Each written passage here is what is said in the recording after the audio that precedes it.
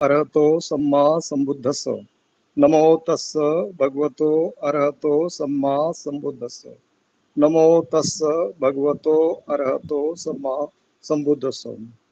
आजच्या व्याख्यानासाठी हजर असलेले सर्व उपासक उपासिका आणि मित्र भगिनीनो, माझ्याकडचा 10 पारमिताचा विषय आहे.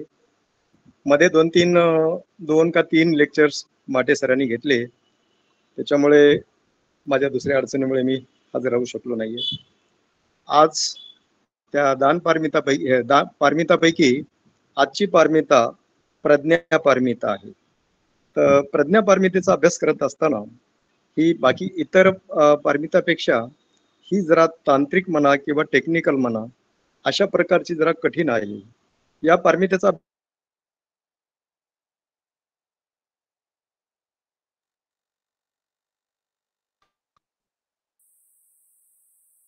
आहे, फारच उच्च कोटीचं ज्ञान आहे आणि हा एक बुद्ध माणूस आहे, हा व्यसनी आहे, हा विकारी आहे, वगैरे वगैरे वगैरे. पर्सनॅलिटीच्या बाबतीत आपण बोलतो प्रत्येक माणसाचं कसं आहे काय नाही, कोणी असो, पुरुष असो, स्त्री असो, मूल असो, हे जन्मताच तेव्हापासून त्याच्या हे ठरलेले असतात. प्रत्येक त्यांचं वागणं बोलणं कशा प्रकारचं आहे, त्याच्या ऍक्टिव्हिटीज ठरलेल्या असतात. याच्या पाठीमागे नेमकं काय आहे, हे संस्कार असतात. त्या संस्काराला जडवणं किंवा संस्कार घालणं हे प्रज्ञेचं फार मोठं काम आहे. तर ही प्रज्ञा म्हणजे काय?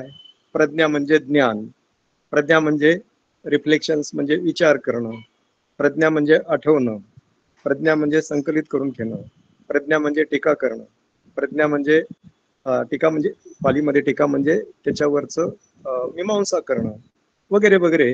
अशा प्रकारचे प्रज्ञेचे कामं असतात. मग ही प्रज्ञा आहे तरी कशी? प्रज्ञा म्हणजे नेमकं एकच फॅक्टर काय करायचा? प्रज्ञेचं रिलेशन दुसऱ्या कशाशी आहे का? दुसरे कोणते फॅक्टर्स आहेत का? बरे, प्रज्ञा म्हणजे कशाच आहे? मनाचा एक हा फॅक्टर आहे, मनाचं एक चेतशिक आहे. त्या चेतशिकामधूनच माणूस चांगला वाईट बरा बुरा ब्रिलियंट किंवा मंद बुद्धीचा तीक्ष्ण बुद्धीचा बुद्धू आहे वगैरे वगैरे ह्या पर्सनॅलिटी आपण ह्या प्रज्ञेच्या आधारावर ठरवत असतो. तसं भोजंगाचा विचार केला तर सप्त भोजंगाचं मध्ये केलं तर हे एक प्रज्ञा म्हणजे हे एक बल आहे.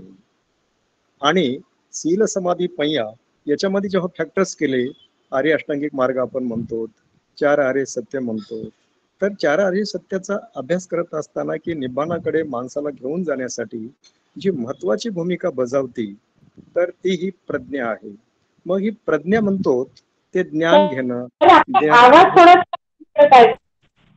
माझा आवाज येत नाही का? माझा आवाज येत नाही का मॅडम? अडखडतो आवाज. येतो सर, येतो येतो सर, येतो सर. आता नेटवर्कचा प्रॉब्लेम असेल हो मॅडम. मी तर जोरात बोलतोय, मी तेवढं हळू बोलत नाहीये. बरं, आणखीन आहे का वाढण्यासारखं? थोडा वाढतो का आता? आता ऐकायला येतं का? हो सर, एकदम क्लिअर आवाज आहे तुमचा. बर बर, ठीक आहे, नेटवर्कचा प्रॉब्लेम असेल. तर ह्या प्रज्ञेचा अभ्यास करण्यासाठी सगळ्यांनी प्रत्येक शब्दाकडे जरा लक्ष द्यावं आणि जागरूकतेनं ऐकावं, म्हणजे सतीमध्ये असावं. तर ह्या प्रज्ञेचा अभ्यास करत असताना प्रज्ञा प्रज्ञा प्रज्ञा म्हणून म्हणतो, तर प्रज्ञा कसा अभ्यास करायचा हाही प्रश्न माझ्या पुढे फार मोठा होता. मला माहित होतं की प्रज्ञा म्हणजे काय, आणि तुमच्या पुढे येत असताना प्रज्ञेचं रिलेशन कुठं असतं? अहो, हा हुशार आहे म्हणजे प्रज्ञावान आहे असं एवढं म्हणतो, म्हणजे हुशार आहे, शहाणा आहे, चालाक आहे, चतुर आहे. आणि वाईज म्हणजे शहाणा म्हणजे ज्याच्याकडे सगळे चांगले गुण आहेत, अशा प्रकारचं प्रज्ञाला आपण म्हणत असतो. तर ही प्रज्ञेचे अशा प्रकारचे मनाचे वेगवेगळे त्याला चेतशिक म्हणा किंवा विशेषण लावून ते बोललं जातं. तर आता ही प्रज्ञा एकच काम करते का, का दुसऱ्यावर अवलंबून असते का? तर आपण कोणत्याही ऑर्गनायझेशन मध्ये म्हणा किंवा घरामध्ये म्हणा, काही म्हणा, काही साहित्य असल्याशिवाय किंवा एकाचे दुसऱ्याला मदत असल्याशिवाय आपण काम करतच नाहीये. म्हणून मला ब्रिलियंट व्हायचं असेल, अगदी चाणाक्ष हुशार एखाद्या विषयात तज्ञ व्हायचं असेल, तर याच्यातले तांत्रिक फॅक्टर्स काय काय तर प्रज्ञेला मदत करणारे, आणि ते कोण्या ठिकाणी काम केल्यानंतर मी निब्बाणाकडे जाईल, मी हुशारीकडे जाईल, मी नेहमीसाठी चाणाक्ष असेल, जागरूक असेल, मनाची एकाग्रता ठेवून करत असेल, अशा प्रकारचे मला याचा अभ्यास ह्या प्रज्ञेच्या मार्गाने करावा लागेल. आता बघा, प्रज्ञा म्हटल्यानंतर प्रज्ञेचा उपयोग आपण कुठं करतो, की प्रज्ञा जेव्हा झोपलेली असते, प्रज्ञा जेव्हा जागा नसते, त्यावेळेस आपण काहीतरी चुका करून ठेवत असतो. मनातल्या कोणत्याही चुका आपण करत असतो. ह्या चुकाचं झालं म्हणजे ते कर्म झालं, आणि ते कर्म प्रत्येकाला ते भोगावं लागत असतं. मग हे कर्म केलेले, अकुशल कर्म केलेले ते भोगावं लागतात. म्हणजे कसे? कुशल केलेले त्याचे परिणामच असतात, अकुशल केल्याचे परिणाम असतात. ते मला परिणाम भोगायला येऊ नये, वाईट परिणाम भोगायला येऊ नये, म्हणून मी नेहमीसाठी कुशल कामं करायला पाहिजे. याच्यासाठी प्रज्ञा तिथं असेल, जागरूक असेल सगळं, तर बरंचसं काय होतं. आता ह्या प्रज्ञेचं रिलेशन आपले जे ध्यान म्हणतो आपण, आता हे ध्यान किती प्रकारचे आहेत, ध्यानाला किती भागात विभागलेलं आहे, तर याचा जरा क्लिष्ट अभ्यास आहे, खोलात जायचंय. मी थोडं जनरली आता हे सांगतो की आपले 5 इंद्रिय आहेत. 5 इंद्रियामधून काय कर 5 इंद्रियामधून सगळ्या जगाचं आपण आकलन करत असतो, माहिती घेत असतो. डोळ्यांनी काय करतो, रूप बघतो. त्या रूपामध्ये कसं असतं, एखादं सुंदर असतं, एखादं कुरूप असतं, आपल्याला आवडतं किंवा ना आवडतं. अशाच प्रकारचं रूप आहे. गंध, गंध म्हणजे आपण त्याला हे करतो, नाकाने ज्याचा वास घेतो, तर ते गंध म्हणतो आपण, ते चांगलं आहे की वाईट आहे, नको आहे. तर अशा प्रकारचे कानाचा असेल तर आवाज असेल, शब्द असेल, शब्द हे कानाचा, डोळ्याचं रूप आहे, जिभेची चव आहे, शरीराचा स्पर्श आहे, त्वचेचा, आणि मनाचा धम्म आहे. अशा प्रकारचे हे जे आलंबन म्हणा किंवा रूप आहेत, ते काही आपल्याला आवडतात, काही आवडत नाहीत. मग ह्याचं कर्म रूपानं आपल्या मध्ये सामावलं असतं. ज्या कोठारामध्ये आपण ठेवून देतो त्याला आपण काय म्हणतो, भवांग म्हणत असतो. भव म्हणजे संसार, संसारामध्ये पुन्हा पुन्हा येण्याचं अंग. आणि आपण ह्या 6 इंद्रिय म्हणतो ना आपण, 5 इंद्रिय आणि मनाला धरून सलायतन, 6 आयतन असं म्हणतो. यांनी जे काही केलेले असतात कर्म, किंवा ते कर्म कुशल असतील किंवा अकुशल असतात, ते भवांगामध्ये असतात. आणि ते भवांगामध्ये जे असतात त्यालाच आपण संस्कार मनावरचे झाले म्हणतात. आणि त्या संस्कारामुळेच आपली प्रवृत्ती बदलत असते, किंवा चांगला वाईट असे त्याला विशेषण लागले जातात. मग हे विशेषण लागण्यासाठी हे जे मनावर प्रभाव झालेले फॅक्टर्स आहेत, हे किती प्रकारचे आहेत? हे फॅक्टर्स आहेत 2 प्रकारचे. आपण करूया 2 प्रकारचे. कसे? काही असतात की खोलवर राहतात. आपण बाहेर पाहिल्यानंतर तर आपला पाऊस पडल्यानंतर गवत दिसतं, काही ठिकाणी झाडं मोठमोठे दिसतात.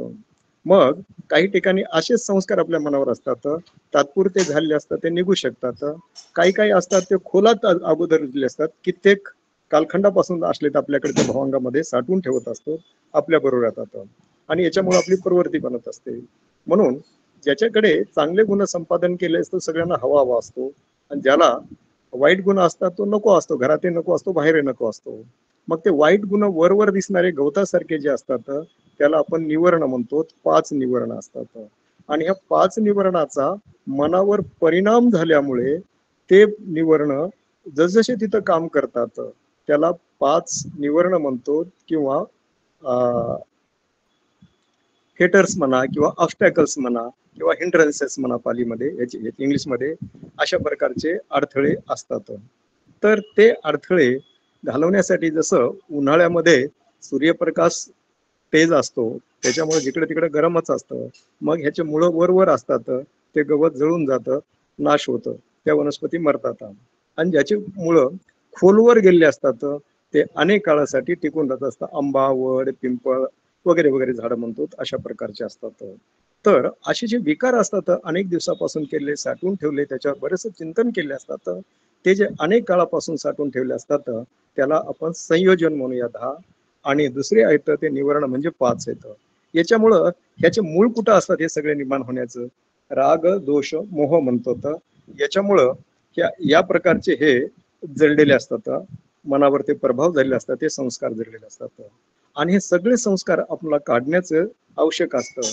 म्हणजे ह्या संस्कारामुळे काय करतो, त्या संस्काराचे परिणाम भोगण्यासाठी, किंवा चांगले किंवा वाईट परिणाम भोगण्यासाठी, त्याचे परिणाम म्हणजे कर्म आहे, ते भोगण्यासाठी त्याचा मालक आपणच असतो, जो करतो त्यालाच ते भोगावं लागत असतात. याच्यामुळे हे काढून टाकणं, फार महत्वाचं असतं.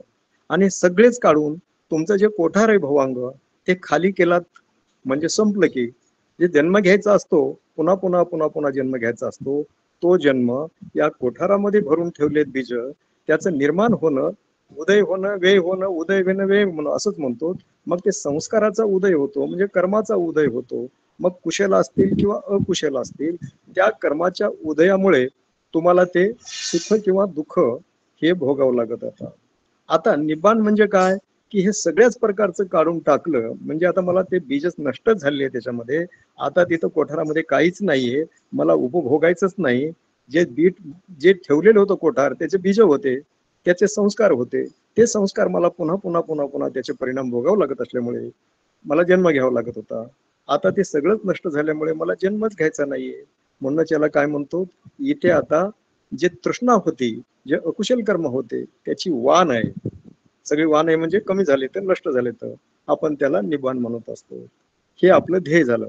मग आता हे काढायचे कसं हे काढण्यासाठी कोण काम करतं कसं कसं काम करतं ते जाऊया ते पाहूया. आता हे करण्यासाठी काय होतं मनामध्ये मागच्या लेक्चरमध्ये मी सांगितलं होतं तुम्हाला की ही प्रज्ञा जे प्रज्ञा प्रज्ञा म्हणतो ही प्रज्ञा काही एकटीच नाही. मनाची ही एक पाकळी आहे सर्वोच्च पाकळी आहे.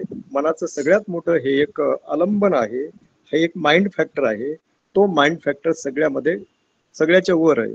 एखाद्याचं विश्लेषण करायचं असेल एखाद्याचा तर्क करायचा असेल एखाद्याची मीमांसा करायची असेल याच्यासाठी काहीतरी सामुग्री त्याच्या पुढे आल्याशिवाय ते करू शकत नाही. सायंटिस्ट हे काही डाटा गोळा करतो ना फॅक्ट याच्यामध्ये लॅबोरेटरीमध्ये डाटा गोळा करतो प्रयोग करतो त्याच्या रिडिंग घेतो आणि त्याचा ग्राफ काढून अनालिसिस करतो. त्या अनालिसिसचं काम ही प्रज्ञा करत असते. आणि अनालिसिस कशाचं करायचं जो प्रयोग केलेला असतो त्याच्यातून ज्या रिडिंग्स घेतल्या असतात त्या रिडिंगचं विश्लेषण करायचं असतं. हे विश्लेषण करणं आता हे कशाचं विश्लेषण केलं तर एखादी वस्तू आपण डोळ्यांनी पाहतो म्हणजे रूप पाहतो ते चांगलं आहे का वाईट आहे हे आपल्याला ठरवण्यासाठी ही प्रज्ञाच ठरवत असते. मग त्या ठिकाणी रूप दाखवण्यासाठी डोळा असतो. डोळा असतो म्हणजे त्या ठिकाणी कोण जातो तुमच्या मनाची एकाग्रता तिथं जाते. त्याच्याबरोबर कोण जातं तुमची जागरूकता जात असते. डोळा पाहता म्हणजे तुम्हाला वेदना होते हो त्या ठिकाणी वेदना असते. ती कशी असते सुखद असेल दुःखद असेल असुखद अदुःखद सोमनस दोमनस पाहिल्याबरोबर मनावर परिणाम होत असतो. आणि तो परिणाम कशा प्रकारचा आहे काय आहे हे ठरवणं. एखादी वस्तू पाहता एखादं चित्र पाहता की ते चांगलं आहे की वाईट आहे तुम्हाला डोळ्यांनी सहज दिसत नाही. जोपर्यंत त्याच्या रिडिंग ह्या घेऊन मनाच्या एकाग्रतेनं आणि सती म्हणजे जागरूकतेने त्या रिडिंग घेऊन जेव्हा प्रज्ञेकडे पोहोचले जात नाहीत तोपर्यंत तिथं काहीच ठरवता येत नाही चांगलं आहे का वाईट आहे. सूक्ष्म त्यानं निरीक्षण केलं जातं आणि ते सूक्ष्म निरीक्षण करण्यासाठी याची गती एवढी जोरात असते की 10चा एका पापणी लवेपर्यंत 10चा घात 12 इतक्या टाइम्स इतक्या फास्ट ते करत असतं. म्हणून हे चक्र चालूच असतं सतत. मात्र त्याचं मेकॅनिझम हे पाहिलं असतं हे ऑब्झर्व केलं असतं मनाच्या एकाग्रतेनं जागरूकतेनं आणि ते रिडिंग घेऊन प्रज्ञेकडे दिलं जातं आणि त्याच्यानुसार सत्य आपल्याला जाणायचं असतं. हे त्याची थिअरी झाली. आता ही थिअरी म्हणण्यासाठी काय करायची वर्किंग कशी करत असते जेव्हा तुम्ही एखादं मनावरचे विकार मला काढायचे आहेत. आता आता लांबलचक दुसरीकडे जाण्यापेक्षा नेमकं ह्याच्यात बोलूया. वेळ फार तसा या लेक्चरला फार वेळ कमी असतो मला कारण त्याच्यामध्ये खूप डेप्थ मध्ये बोलायचं म्हटल्यावर बराच वेळ लागतो. तर मी त्याचा महत्वाचा मुद्दा घेतो. माणूस तेच माणसाची तापट आहे टेन्शन मध्ये राहणारा आहे आणि सतत मंद बुद्धीनं वागतो किंवा रागात येत असतो. प्रत्येकामध्ये काहीतरी विकार असतात त्याला आपण 5 निवरण म्हणत असतो. ते गवतासारखे असतात मनावर त्याचे संस्कार झाले असतात. हे संस्कार काढण्यासाठी जेव्हा मनाची एकाग्रता एकावर वाढत असते आणि सती म्हणून तिथं जागरूकता असते त्याच्यावर हे एकाग्रतेचं हे एक पॉवर असते आणि ती पॉवर म्हणजे फोर्स असतो. त्याच्यामध्ये हीट एनर्जी सारखी पॉवर असते. त्याच्यामुळे हे 5 निवरण असतात काम छंद व्यापाद थिन्न मिद्ध उदच कुकुच आणि विचिकिच्छा अशा प्रकारचे 5 हे निवरण आहेत. माणसाला सतत सतत सत्याकडे जाऊ देत नाहीत तिथंच गुंगारत असतात.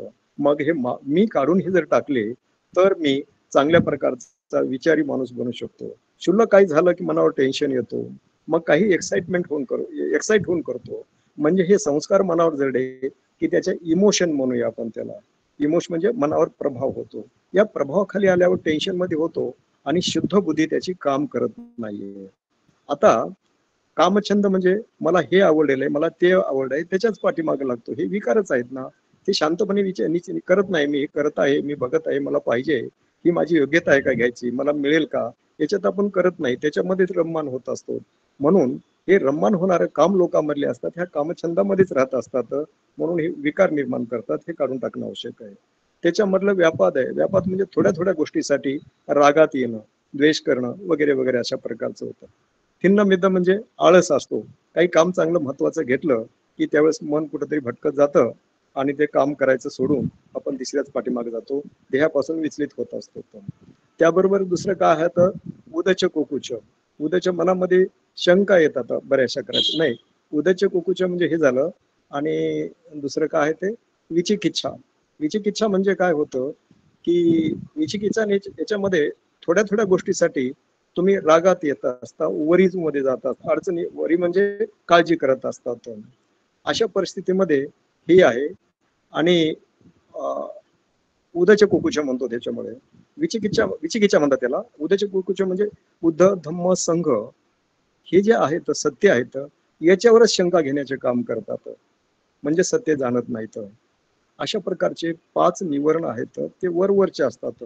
मनाची एकाग्रता केली आणि मला असं का होतं हे जेव्हा तुम्ही सगळं जाणून घेता त्यावेळेस तुमच्यातले मनाच्या एकाग्रतेमुळे आणि अधिष्ठान म्हणतो त्याला की मला करायचंय म्हणून जेव्हा तुमच्या मनात अधिष्ठान येतं आणि वेल कॉन्सन्ट्रेशन म्हणून जागरूकतेमधून काय मनामध्ये कसं चालेल, मनाची अवस्था कशी आहे ही जेव्हा तुम्ही जाणायला लागतात, या प्रभावाखाली मन असतं हे जेव्हा जाणायला लागत असतात तेव्हा हे विकार शॅलो रुटेड असतात, कमी याचे असतात, म्हणून ते नष्ट होत असतात त्या ठिकाणी एकाग्रतेमुळं आणि तुम्ही फ्री होता. मागे उदाहरण दिलं मी एक फुलपाखराचं. बागेमध्ये येत असतं तर त्या बागेमध्ये फिरणार असतं ते, त्याच्या मनामध्ये वितर्क असतो. म्हणजे आता मी कुठं भरावं हे कुण्या ठिकाणी बसावं हे ठरवलेलं असतं त्या फुलपाखरानं. मग ते ठरवलं असतं म्हणजे मनाची एकाग्रता झाली. मग ठरवल्यानंतर एका फुलावर बसल्यानंतर त्याच्यात विचार येते की ह्या फुलावर बसायचं, म्हणजे मन आता स्थिर झालेलं असतं. मन स्थिर झाल्यानंतर हे 5 निवरण असतात. हे 5 निवरण तुम्हाला भटकत नेणारे असतात. ते एकाग्र झाले की तुम्हाला स्थिर होतं, मन शांत होतं आणि शांत विचार आल्यानंतर तुम्ही योग्य विचार करायला लागतात. जे मनावरचा प्रभाव होतो तो कमी होतो. हे कमी होत असताना मनाच्या एकाग्रतेमुळे तर त्या ठिकाणी प्रज्ञा येऊन जागा करते आणि ते काय समाधी आणि सती म्हणतो. ह्या दोघांनी ते मनाच्या अवस्थाचे रिडिंग दिल्यानंतर ते करून तुम्ही योग्य मार्गाने पुढे जात आहेत का नाही या ठिकाणी विचार होतो.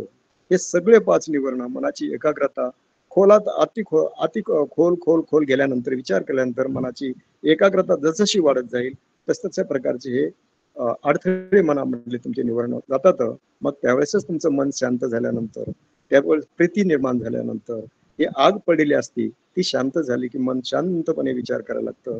मग तुमच्यामध्ये ब्रह्मविहार म्हणतो तशा प्रकारचं मैत्री, करुणा, मुदिता, उपेक्षा अशा प्रकारचे ब्रह्मविहार तिथं वाढत असतात. ध्यान हे 5 निवरण जसे कमी होतील तसतसं तुमच्या मनाची व्याप्ती ही फार मोठ्या प्रकारची वाढत असते आणि विश्व काय म्हणतो त्याला, विश्वच माझे घर अशा प्रकारची भावना निर्माण होती. त्याला ब्रह्मविहार म्हणतो. तर हे ब्रह्मविहार तुम्हाला माहित आहे सगळे, मेत्ता, करुणा, मुदिता. तर पहिलं मनाची एकाग्रता झाली, प्रीती वाढायला लागलं की त्या ठिकाणी मैत्री भावना वाढते. वितर्क जाऊन विचार झाला की मैत्री भावना वाढते, प्रीती येते, त्या ठिकाणची मनामध्ये मैत्री भावना, करुणा वाढत असते. आणि जेव्हा वितर्क, विचार, प्रीती, सुख निर्माण होतं त्यावेळेस मुदिता होती. हे ब्रह्मविहाराची एक एक एक एक स्टेप पुन्हा पुन्हा पुढे पुढे पुढे जात असते. पुढे पुढे गेल्यानंतर तुम्हाला मानसिक अवस्था असेल त्याला हार्मोनियस स्टेट ऑफ हार्मोनियस म्हणतात. हार्मोनियस म्हणजे जिकडे तिकडे सौख्यभरीत आनंदातच सगळं राहत असतं आणि ती अवस्था माणसाला येते केव्हा गेल्यानंतर, हे 5 निवरण नष्ट झाल्यानंतर. हे निवरण नष्ट करत असताना एकाग्रता पुढे जाते आणि सती ही त्याची मनाची पूर्ण अवस्था त्या रिडिंग घेते आणि प्रज्ञेकडे गेल्यानंतर प्रज्ञा त्याचं विश्लेषण करून उजाडल्यासारखं ज्ञान मिळतं. प्रज्ञा ही सत्याकडे नेते, सत्य तुम्हाला जाणून देते, तुमची पर्सनॅलिटी बनवते. एखादी आलेला डाटा जे आहे की कसा येऊ, माहिती आली असती त्या माहितीचं ते विश्लेषण करून सत्य देण्यासाठी हे प्रज्ञेचं काम आहे. हे 5 निवरणं निवरण्यासाठी.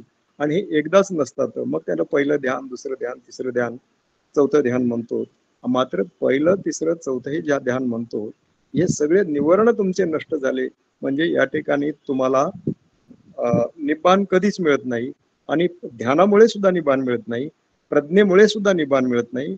प्रज्ञा फक्त काय चाललेलं आहे तिथं, शरीरात काय आहे, मनात काय चाललं, सगळं कसं आहे तुमच्या पुढे जे दिसतं डोळ्यांनी पाहता, 5 इंद्रियांनी आकलन करता, मनाने हे करता, त्याच्यामुळं याचं अनालिसिस करून ते सत्य तुम्हाला दाखवून देत असतं. मग हे सत्य दाखवून दिल्यानंतर ते किती स्वीकारायचं, काय स्वीकार करायचं, ते कसं कसं करायचं नाही, मन किती शांत करून घ्यायचं, हे पहिले रूप ध्यान असतात. वितर्क, विचार, प्रीती, सुख आणि एकाग्रता ही तर चौकडच आहे. सुखाच्या पुढे आहे अरूप ध्यान, म्हणजे ज्याला उपेक्षा म्हणतात. मनामध्ये आता कोणत्याच प्रकारची वासना राहिलेली नसते, मनामध्ये कोणत्याच प्रकारचा प्रभाव झालेला नसतो. आणि त्याच्यामुळे काय झालं, मन शांत होतं, कामतृष्णेपासून अलग झालेलं असतं, वेगळं झालेलं असतं, हे सगळे नष्ट झालेले असतात निवरणं. मग शांत झाल्यानंतर आता इथं तुमच्या पुढे चॉईस येत असतो, अरूप ध्यानाकडे जायचं का इकडे विपश्यनेकडे जायचं. म्हणजे हे जे रूप ध्यान जे केलेत, वितर्क, विचार, प्रीती, सुख, एकाग्रता, हे ध्यान जे आहेत हे 4 ध्यान आहेत. आणि 5वं ध्यान म्हणतात ते उपेक्षा आहे, म्हणजे जसं आहे तसं ऍक्सेप्ट करायचं, स्वीकारायचं. मग ते अनंत आकाशाचे ज्ञान, अनंत आकाशाचे ज्ञान, आकाशानंचयतन. आणि विज्ञान म्हणजे चेतनेचं, तुम्हाला जे काही हे होतं, मनाचे भाव येतात, ते चेतनेचं जे आहे, विज्ञान, चेतना, मन हे सगळं एकच म्हणतो होतं. त्या ठिकाणचं किती अनंत किती आहे, त्याची सीमा किती आहे, त्याचं आपण दाखवतो. नंतर अकिंचनायतन म्हणजे शून्य कसं आहे, शून्य म्हणजे काहीही नाही, अशा प्रकारचं. हे आकाशानंचयतन, वियानानंचयतन, अकिंचनायतन, हे आरूप जे ध्यान आहेत हे आलार कालाम कडून बोधिसत्व सिद्धार्थ गौतमानी शिकले होते.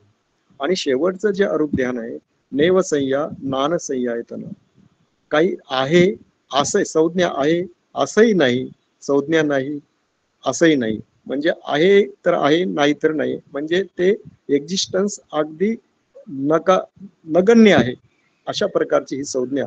हे काल्पनिक आहे, मनावरच आहे, त्याचं ध्यान करायचं, त्याला समथ म्हणत असतात. आणि हे सगळं करण्यासाठी त्या ठिकाणी तुम्हाला रिडिंग घेऊन त्याची कशा कशा प्रकारची खोलात जाता, ध्यानावर तुमची एकाग्रता कशी होती, त्याचा परिणाम काय होतं. आरूप ध्यान केल्यानंतर, ही आरूप ध्यान सगळे समाविष्ट केल्यानंतर तुम्हाला अरूप लोकामध्ये जन्म होतो, ज्याचं महाकल्पामध्ये आयुष्य असतं.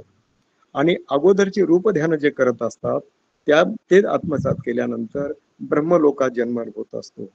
मग त्याचे सुद्धा आयुष्य फार जास्त कल्पामध्ये असतं.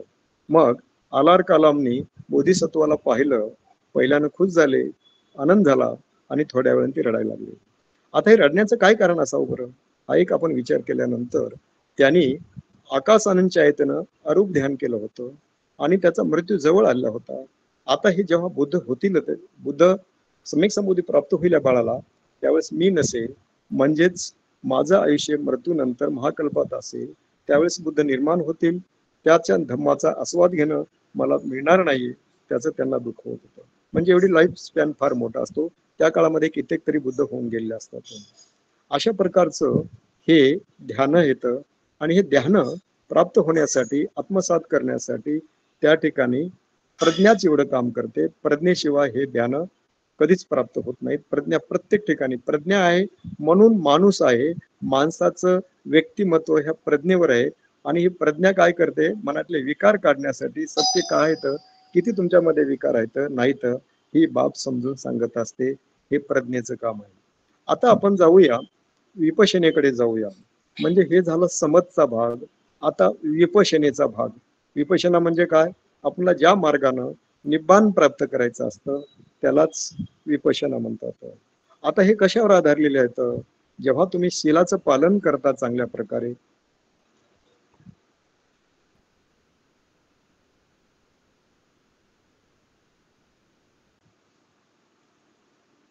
तर हे शिलाचं पालन केल्यानंतर तुमची समाधी चांगल्या प्रकारची ती पुष्ट होती, विकार जळलेले नसतात, अगदी शुद्ध राहत असता आणि त्याच्यामुळे प्रज्ञा सुद्धा चांगलं काम करते आणि त्याचे रिझल्ट येतात ते ब्रह्मलोकामध्ये जाऊ शकतो.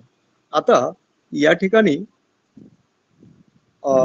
या ठिकाणी आता आपण विपश्यनेकडे जाऊया.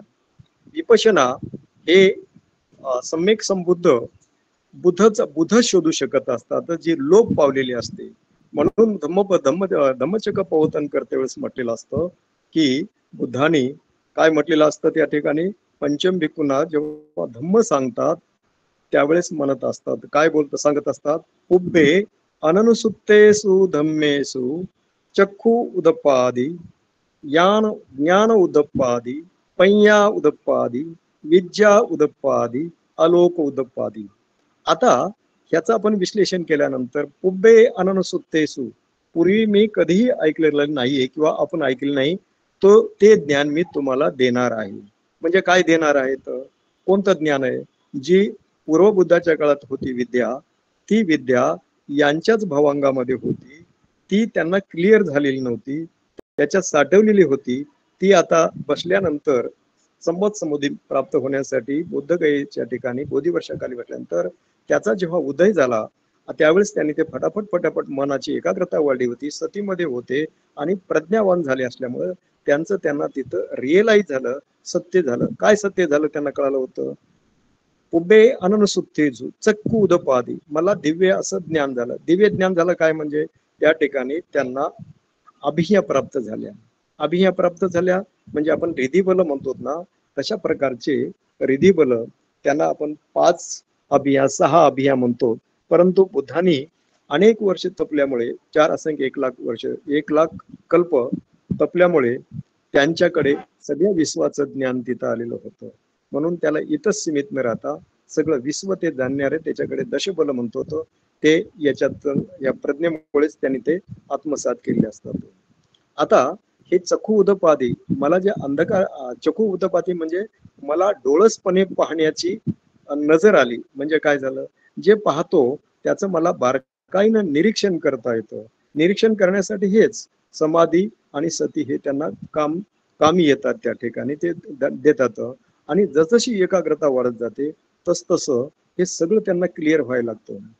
आपल्या 3.5 हाताच्या कायेमध्ये सगळं विश्व भरले, पृथ्वी आप तेज वायू आणि त्याच्या प्रकारचं सगळं ज्ञान नॉलेज इथं असल्यामुळे त्या नॉलेजच्या बेसवर हे सगळं तिथं आत्मसात केलेलं असतं त्यांनी, ते त्यांना तिथं क्लिअर व्हायला लागत असतात. हे क्लिअर झालं होतं म्हणजे काय होतं, त्यांच्यामधले जे संयोजन अगोदरच बरेचसे निघून गेले. तर 10 संयोजन म्हणजे 10 संयोजनामधलं पहिले 3 गेले की काय म्हणतो आपण सोतापती झाला, दुसरे 2 गेले की सकदागामी झाला, आणखीन पुढच्या ह्याच्यात काढे 1 2 किंवा 3 काढे की ते अनागामी आणि सर्वच काढे की अरंत. अशा प्रकारचे 10 संयोजन काढण्यासाठी विपश्यनेशिवाय हे निघू शकत नाही. हे कसे असतात? लॅटेंट टेंडन्सी म्हणतात, म्हणजे खोलवर रुजलेले असतात, सुप्त अवस्थेमध्ये असतात.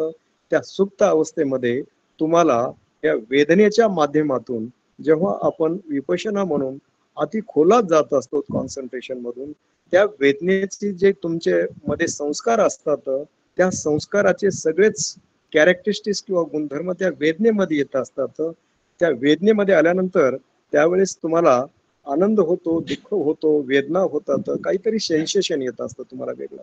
त्याचं सेन्सेशनचं डिस्क्रिमिनेशन करणं, त्याला विश्लेषण करणं आणि ते कर्माशी त्याचं रिलेशन कसं आहे, काय काय केलं होतं कर्म, त्याचा जेव्हा उदय होतो, ते उदय होत असताना ते बाहेर जात असताना म्हणजे काय करतात, त्याला उपेक्षा भावना त्याच्याकडे बघून त्याच्या रिडिंग घेतल्या जातात. रिडिंग घेतल्यानंतर त्याचं अनालिसिस केलं जातं.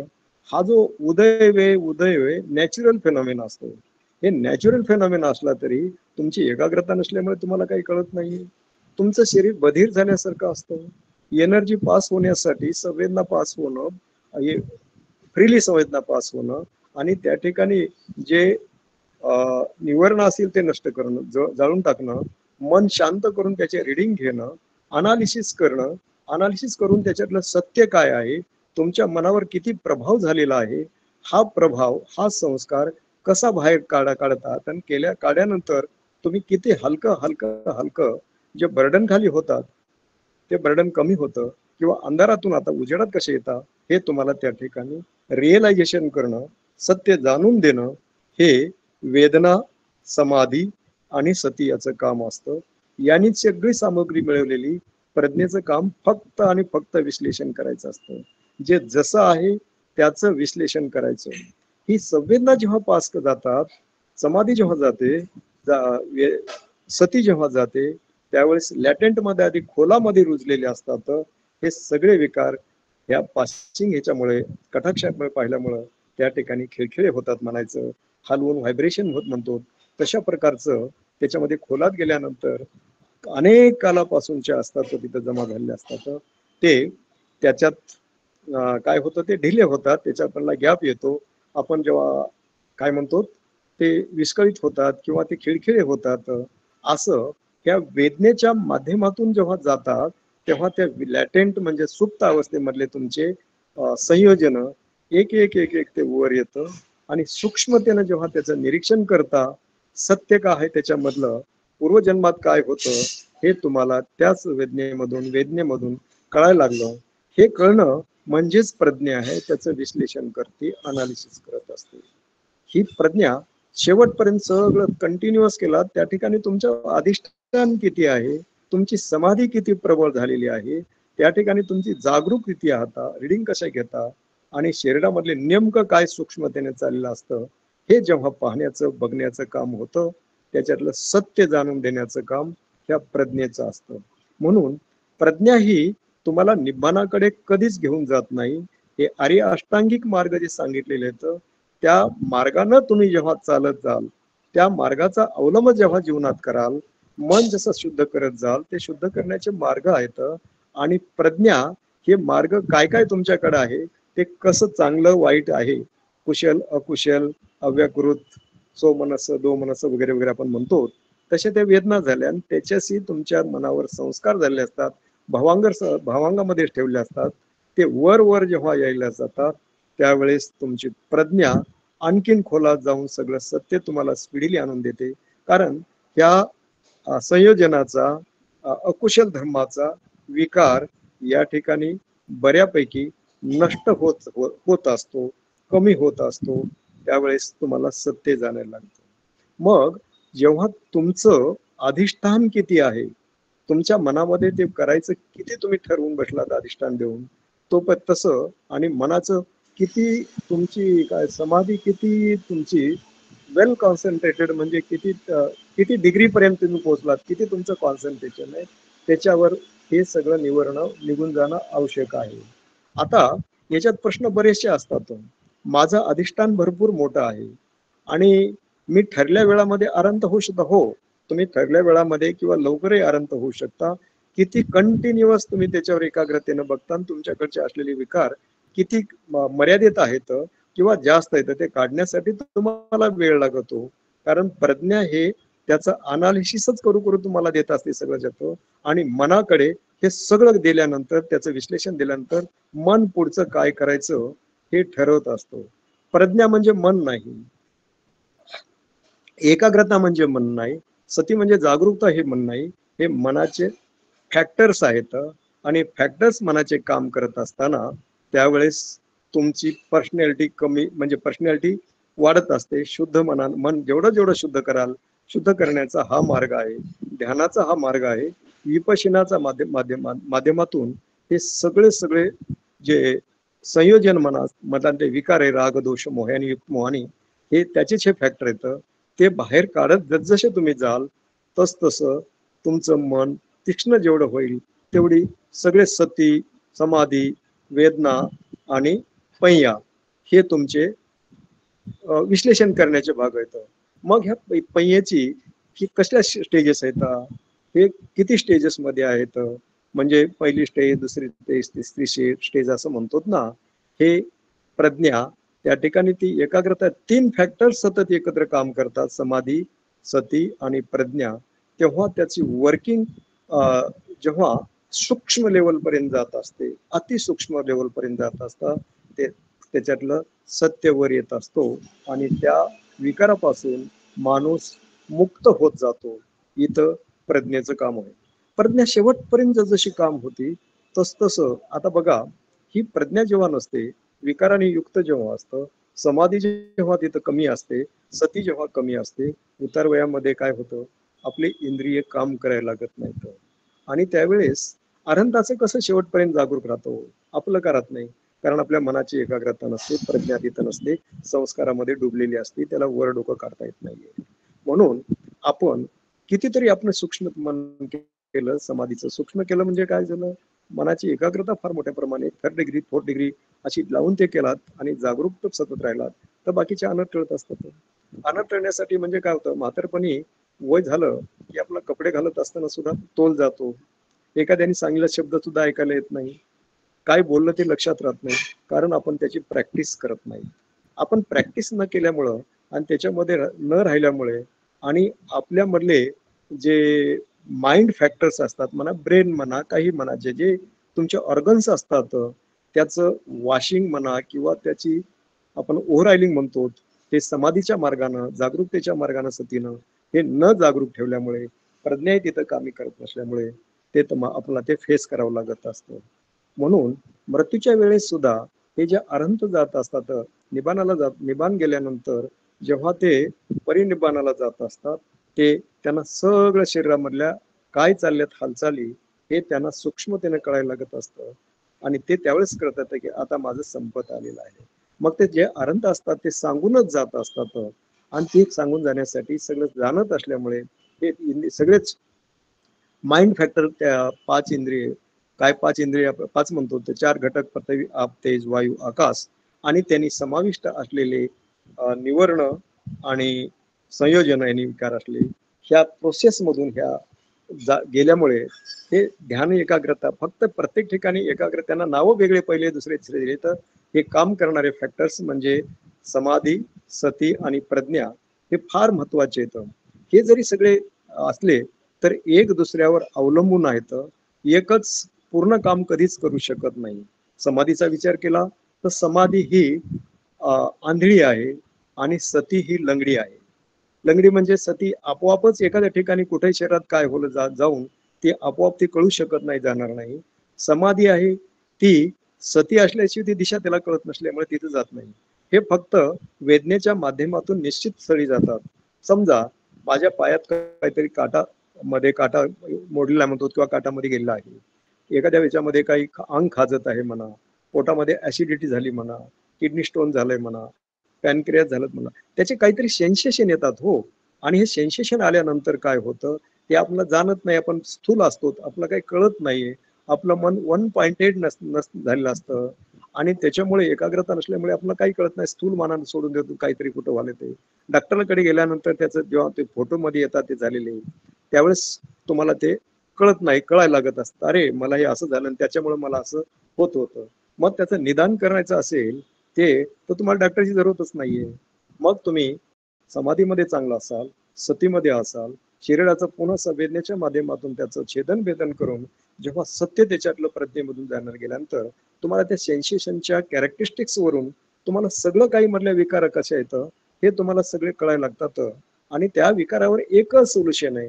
त्या ठिकाणी ज्या ठिकाणी ते विकार झाले तर त्या ठिकाणी मनाची एकाग्रता आणि जागरूकता व्यवस्थित ठेवल्यानंतर सतत सतत त्याच्यावर मारा करा, त्याच्या ठिकाणी कॉन्सन्ट्रेशन करा, त्याचंच ऑब्झर्वेशन करा, त्याच्या कॅरेक्टरिस्टिक्स नोंद करा. त्या नोंद केल्यानंतर त्याची जी इंटेन्सिटी आहे, त्याची तीव्रता किती आहे ते आपोआप कमी व्हायला लागत असते. कमी कशामुळे होती, आपण एकाग्र केल्यामुळे, त्या एकाग्रतेमुळे ही हीट एनर्जी म्हणून म्हटलं, त्या एनर्जीमुळे त्याचा प्रभाव कमी व्हायला लागत असतो, ते सत्य जाणायला लागत असतं, प्रज्ञा विश्लेषण करून देत असतं. आणि त्यावेळेस तुमच्यामध्ये कुशल धर्माचं त्या ठिकाणी जे केलेलं असतं त्याचं तुम्हाला बळ मिळत असतं.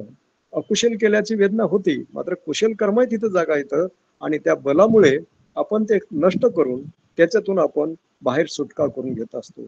म्हणजे हे तुमचे 10 संयोजन ह्याच माध्यमातून जेव्हा एक एक एक एक नष्ट करत असतात, त्या समाधी, सती आणि प्रज्ञा याच्यानं जेव्हा नष्ट करत जातात ते आपल्याला कळत नाही. म्हणून आपण विपश्यनाचे लोक सगळं, मी किती वर्ष किती केलं विपश्यना, माझे सेन्सेशन पास झालेत, मला इतकं जाणवत, मला सगळे सेन्सेशन येतात, मला कळतं.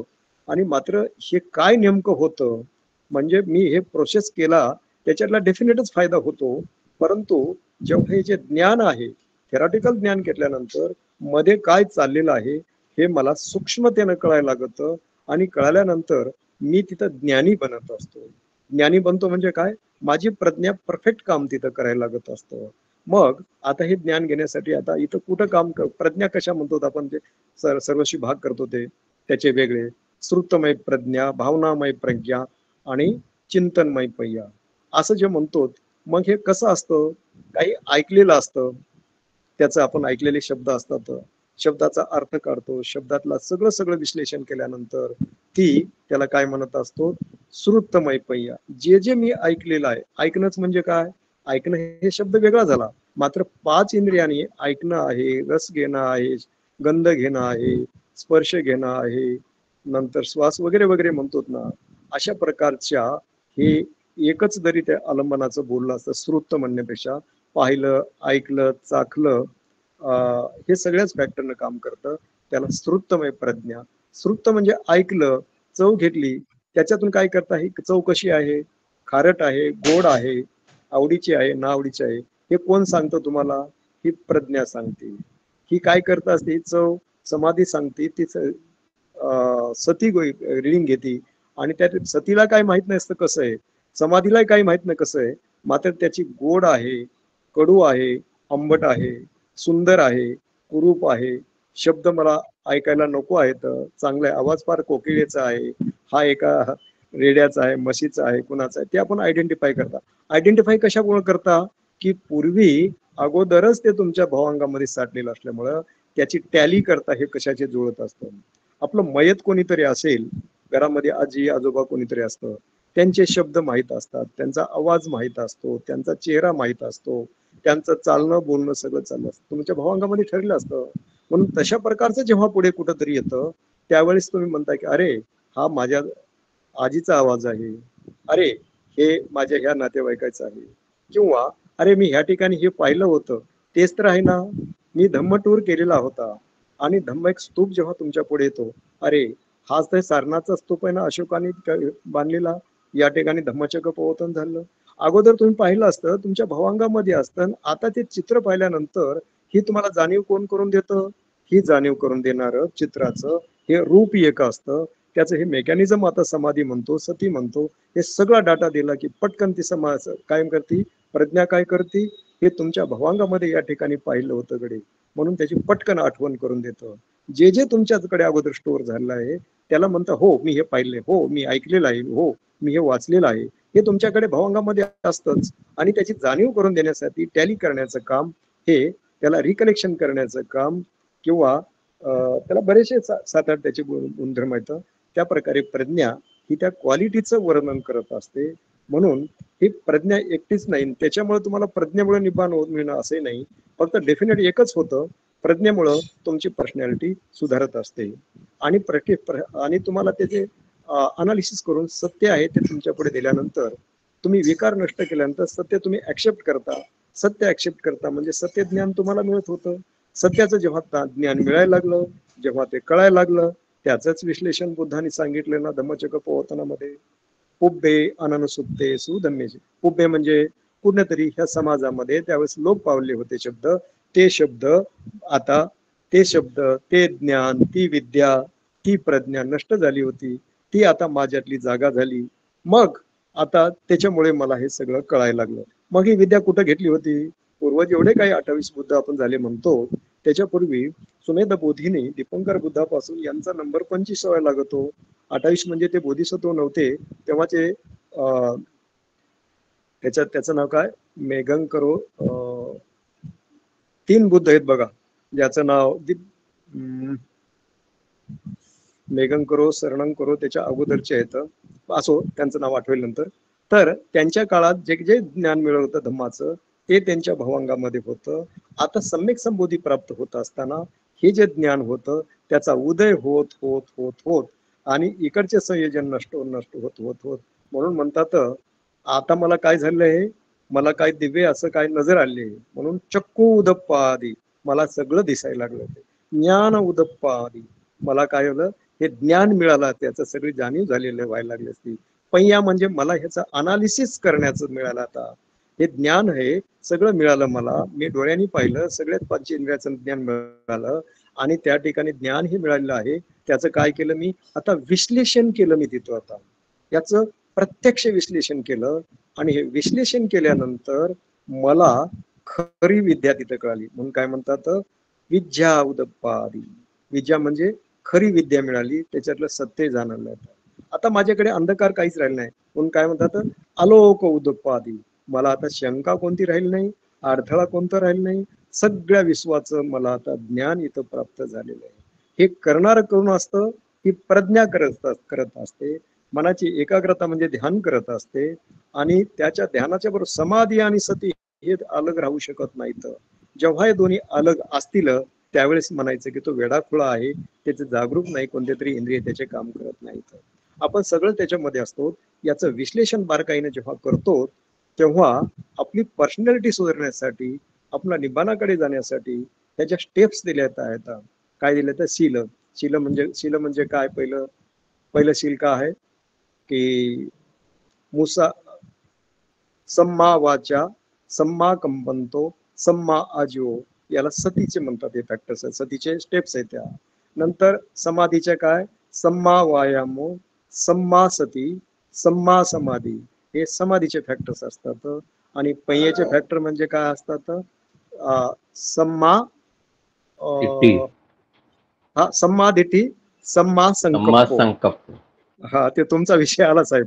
सम्मा संकल्पो, अशा प्रकारचे 8 हे जे आहेत, हे 8 जरी मार्ग तुम्ही सगळे म्हणतो त्याच्या व्याख्या आपल्याला समजतं, वास्तव खूप चांगलं आहे, परंतु त्याच्या आरपार जाऊन त्याचं विश्लेषण जेव्हा करता तेव्हा हे 3 फॅक्टर्स त्या ठिकाणी फार प्रामुख्यानं काम करत असतात.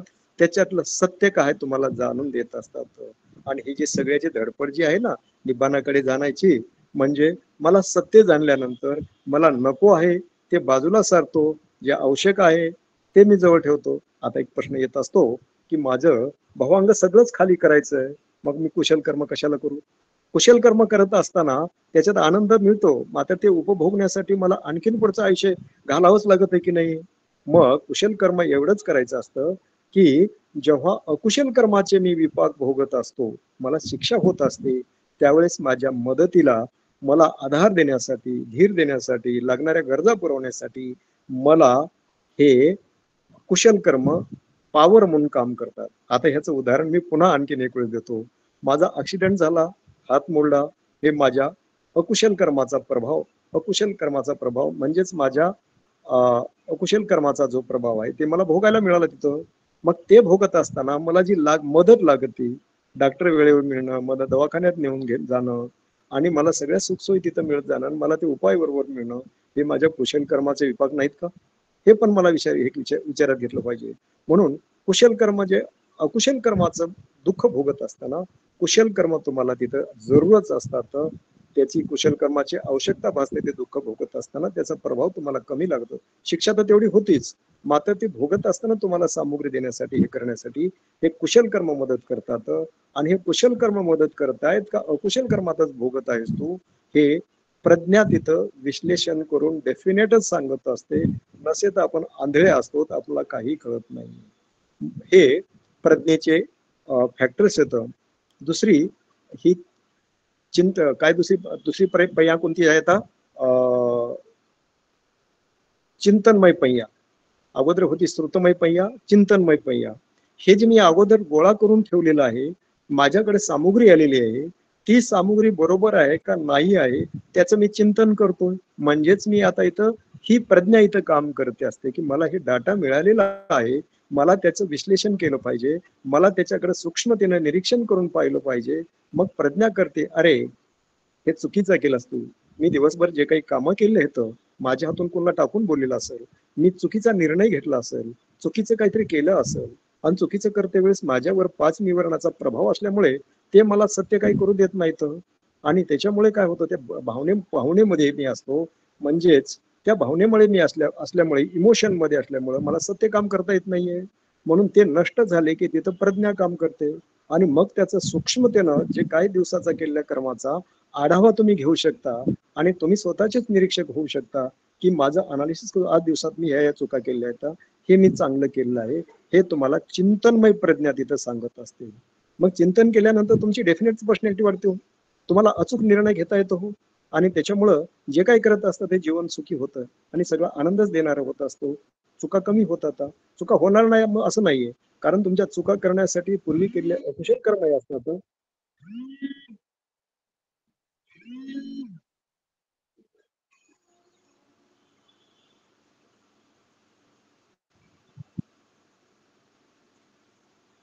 मध्ये फोन आला होता, मी हे केलं, कॅन्सल केला.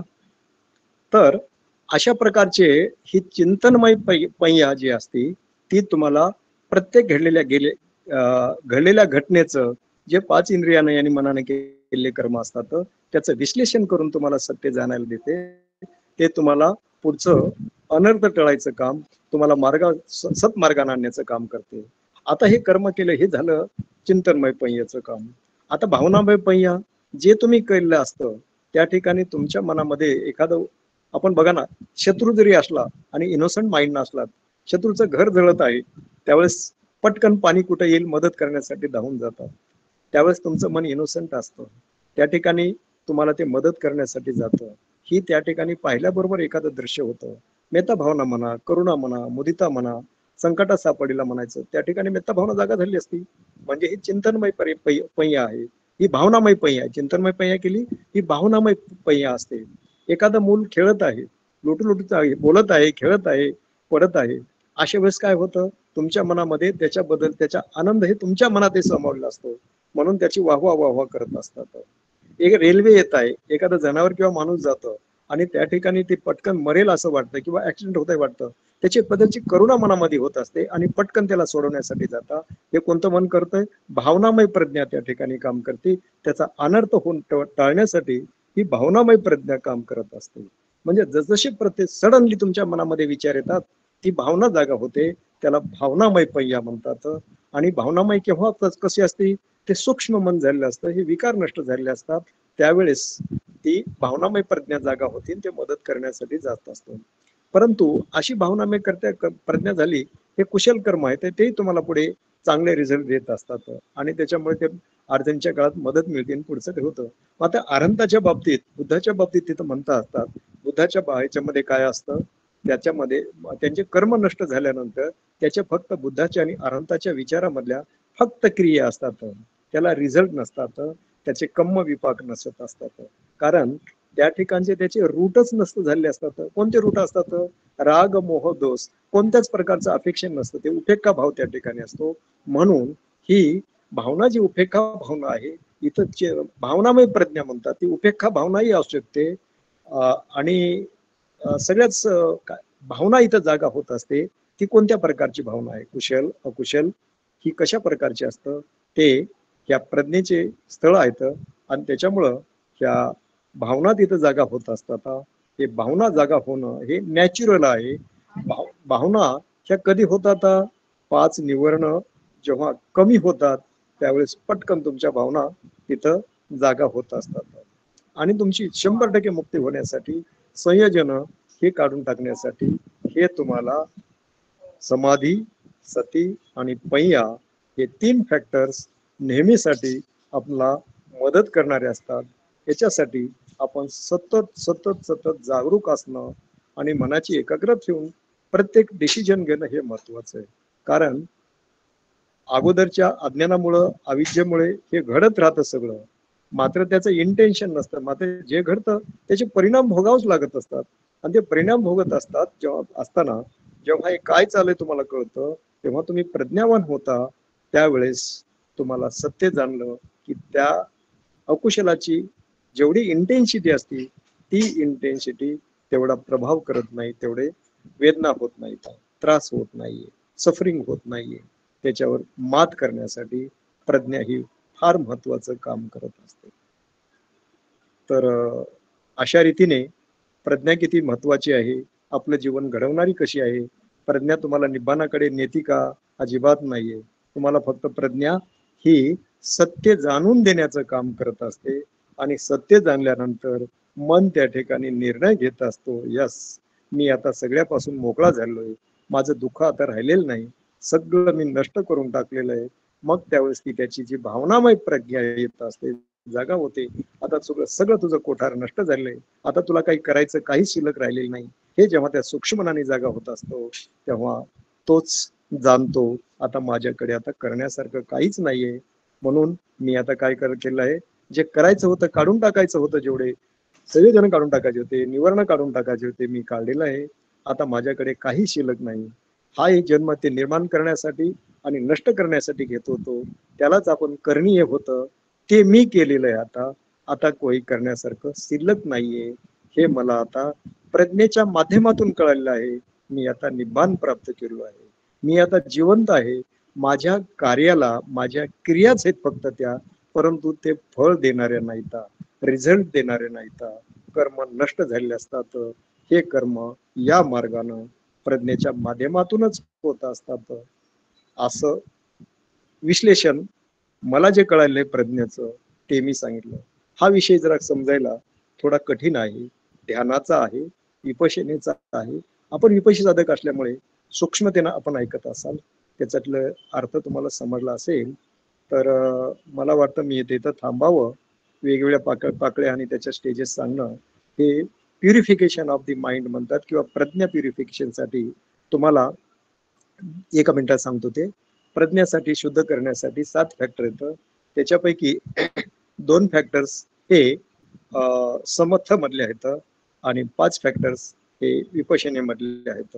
विपश्यना म्हणजे आता आपण सगळेच कव्हर केले. तर तुमचा मार्ग कसा आहे ते शुद्ध करायचा, त्याला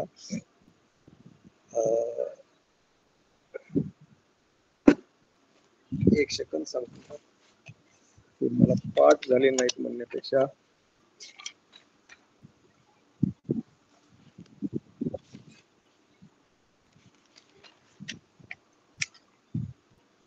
प्रज्ञेचं प्युरिफिकेशन करावं लागतं. प्रज्ञा ही तुमची शुद्ध किती किती असायला पाहिजे, म्हणजे शील विशुद्धी पाहिजे. तुमचं शील किती विशुद्ध असलं पाहिजे, शील किती चांगलं तुम्ही कठोरतेनं पालन केलं पाहिजे. म्हणून शील चांगल्या प्रकारचं पालन केल्यानंतर त्या ठिकाणी काय होतं ते तुम्हाला माहित आहे. शीलाचं पालन केलं ते देवलोकामध्ये जातं तुमचं, म्हणजे ऑब्स्टॅकल्स बरेचसे कमी होतात. त्याच्यानंतर चित्त विशुद्धी. तुमच्या मनामध्ये कोणत्याही प्रकारचे जास्त संस्कार असे ठेवायचे नाहीत, ज्या संस्कारामुळे तुम्हाला नेहमीसाठी अडथळे येतात, जे निवारण येतात म्हणतो तशा प्रकारचं. आणि दिठ्ठी म्हणजे दिठ्ठी कशा असतात, मिच्छा दिठी. मिच्छा दिठी म्हणजे काय, सकाळी उठून देवाचं प्रदक्षिणा करा, तिथं अंगण झाडून काढा, ठीक आहे, चांगले त्याच्यातले चांगले फॅक्टर घ्या. नको तिथं काहीतरी त्या दगडाला शेंदूर लावा, त्याला प्रार्थना करा, हे मिथ्या दिठी आहे. मी असं केल्यानं असं होतं, ज्याच्यामधून मी शेती जर नुसती वाळवंटावर करत असेल, जिथं पाणी नाही, काय खत पाणी मिळत नाही, खडकावर काय मिळत नाही, अशा प्रकारची शेती करा, त्या ठिकाणी तुम्हाला भगवंत येऊन सगळं देईल, असं मुळीच होऊ शकत नाही. ही मिथ्या दिठी आहे. अशा प्रकारच्या दिठी पासून तुम्ही शुद्ध झालं पाहिजे. कंखा विशुद्धी. कंखा म्हणजे शंका ज्या तुम्हाला मनात येतात नको तेवढ्या. आता ती शंका कुणावर घ्यायची, अनंतावर शंका घेता, बुद्धावर, तंबावर, संघावर घेता, ह्या शंका घेणं मुळात चुकीचं आहे. आई वडील कधीही मुलांना चुकीचं मार्गदर्शन करत नाहीत. जे मार्गदर्शन केलं असेल कदाचित त्यांचं अज्ञान असेल, मात्र त्याच्या पाठीमागचा उद्देश हा नेहमीसाठी चांगलाच असतो. त्यांनी ऐकलं असतं ते मुलापर्यंत पोहोचवायचे कामं करतात. म्हणून ही एक जी आहे ती दिठ्ठी विशुद्धी म्हणतो त्याच्यापासून. आणि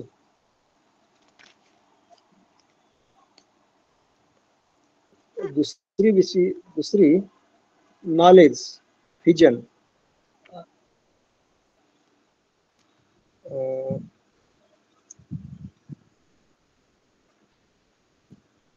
मग्गा मग्ग विशुद्धी म्हणजे कोणत्या मार्गानं, म्हणजे तुम्हाला आर्य अष्टांगिक मार्ग सांगितलेला आहे. काही लोकांनी समाधी मार्ग सांगले, तर बरेचशा बाकी इतर मिथ्यादिठी असणारे 6 गणाचार्य म्हणा, किंवा आपल्याकडे बरेच आहेत 108 मणी घ्यायचं आणि ती माळ जपल्यावर तुम्हाला बरंचसं काय ते जप करायचं, एखादा शब्द दिला की जप करायला लागायचं.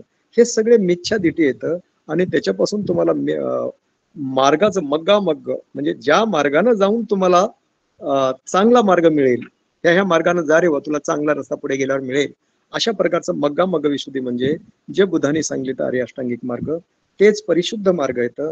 दुसरे कोणतेही परिशुद्ध नाहीत आणि ते तुम्हाला निब्बाणाकडेच घेऊन जाणार येतं. आणि ते दुसरे येतात ते तुम्हाला अडचणी निर्माण करणार आहेत.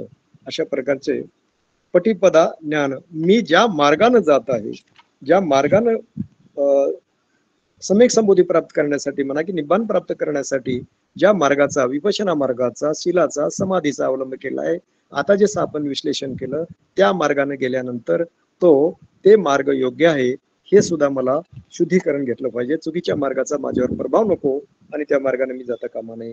अशा प्रकारचं मग्गा मग्ग विशुद्धी आहे. आणि 7वं,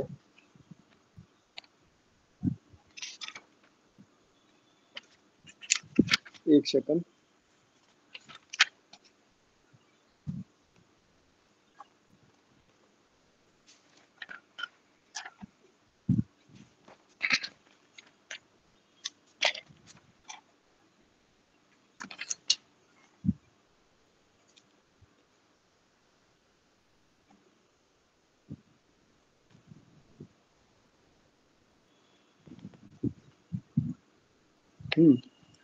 ज्ञान विशुद्धी. तुमच्याकडे जे ज्ञान प्राप्त झालेलं आहे एखाद्या बाबीचं, खरं ते ज्ञान योग्य आहे का? आता कॉन्सन्ट्रेशन केल्यानंतर तुम्हाला रिद्धी बल प्राप्त होतात, त्याचा वापर करायचा का नाही ते तुम्हाला, तुमची व्हिजन कशी आहे त्याच्याबद्दलचं ज्ञान, ते ज्ञान कसं आहे, एक काहीतरी केल्यानंतर काहीतरी परिणाम होतात, त्याचं इंटेन्शन कसं आहे. तुमचं इंटेन्शन हे जर सम्यक इंटेन्शन असेल तर त्याचे रिझल्ट चांगले असतात. तुम्हाला ज्ञान प्राप्त झालंय, ज्ञानाचा उपयोग मला चांगल्यासाठीच करायचा आहे, वाईटासाठी नको. कारण वाईटासाठी केल्यानंतर आपण ध्येय जे गाठायचं निबाणाचं होत नाही.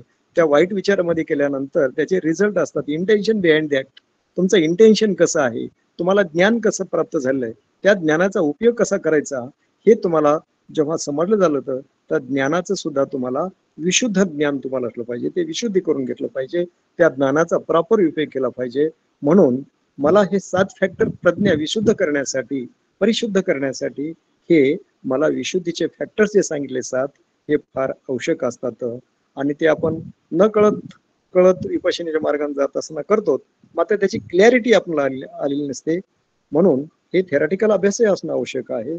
आणि विपश्यना करत असताना याचं विश्लेषण जेव्हा आपण करतो ह्या माध्यमातून, तेव्हा आपल्याला खरंच धम्म कसं आहे रसग्रहण करता येतं. आणि त्या माध्यमातून आपल्याला गेल्यानंतर यालाच म्हणतात अलोक उदपादी, म्हणजे त्या लेवल पर्यंत तुम्हाला ते ज्ञान किती सम्यक आहे, किती मिथ्या आहे ते मला कळायला लागत असतं. या ज्ञानाचा उपयोग कसा करून घ्यायचं ही प्रज्ञाच ठरवत असते. अशा प्रकारचं हे प्रज्ञेचं महत्व आहे. ऐकून घेतलं असेल, मात्र एक एक बारकाईने विश्लेषण करून त्याचं समजायला हे त्या ठिकाणी भावनामय प्रज्ञेनं म्हणा की विश्लेषणामधून सगळं होत असते काय केलं तर. ते मी त्याप्रमाणे जमल तेवढं केलेलं म्हणण्यापेक्षा बरंचसं त्याच्यावर चिंतन करून केलेलं आहे. त्याच्यामुळे चुकीचं असं काही नाहीये, माझ्या मनाचं काहीच नाहीये. जे काही आहे तर ते आयुष्यभर ज्यात लोकांनी तपलेलं येतं, काही पुस्तकं येतं, आपण जेव्हा घोषणा करतो त्याच्यातून त्याचं रिअलायझेशन होतं, हे आपल्या पुढे ठेवायचे प्रयत्न केले आहेत. तर मी इथं थांबतोय आणि बाकीचा जो वेळ शिल्लक आहे त्या वेळामध्ये आपण काही कोणाचे प्रश्न असतील त्याचे आपण उत्तर द्यायचे प्रयत्न करूया. बराचसा पाठ समजला नसेल कृपया ते रिपीट करेल मी. विचारा, फार विषय क्लिष्ट आहे आणि हेच मूळ गाभ आहे बुद्धाच्या धम्माचा. बाकी सगळी आपण थेरी